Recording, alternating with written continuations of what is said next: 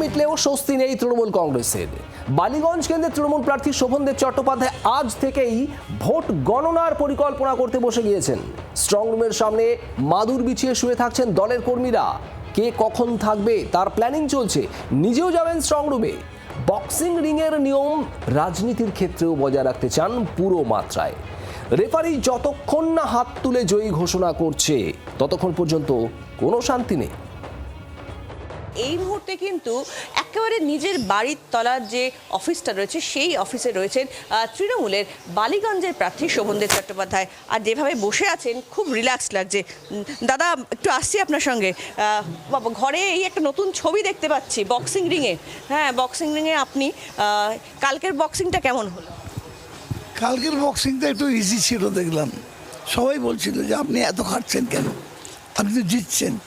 তা আমি জিতছি আর হারছি এটা দেখি না। আমরা লড়াইয়ের রেজাল্ট পর্যন্ত আমাকে অপেক্ষা করতে হয়। বক্সিং রিংয়ে 3 রাউন্ড লড়ার পর বসে থাকতে হয় বা দাঁড়িয়ে থাকতে হয়। যে রেফারি দুজনের হাত টানবেন, এবার যে উইনার তার হাতটা তুলে দেবেন।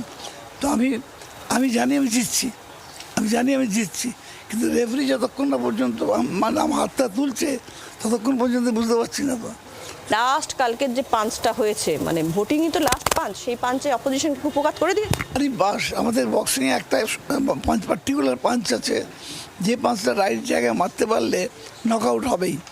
আমি সেই জায়গায় মেরেছি। আজকে কি আপনি অনেক রিল্যাক্সড? অবশ্যই রিল্যাক্সড।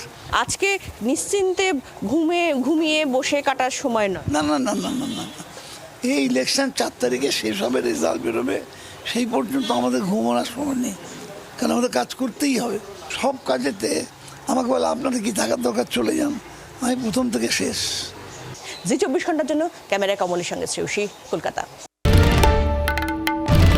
বাংলার আওয়াজ, বাঙালির আবেগ, জি 24 ঘন্টা।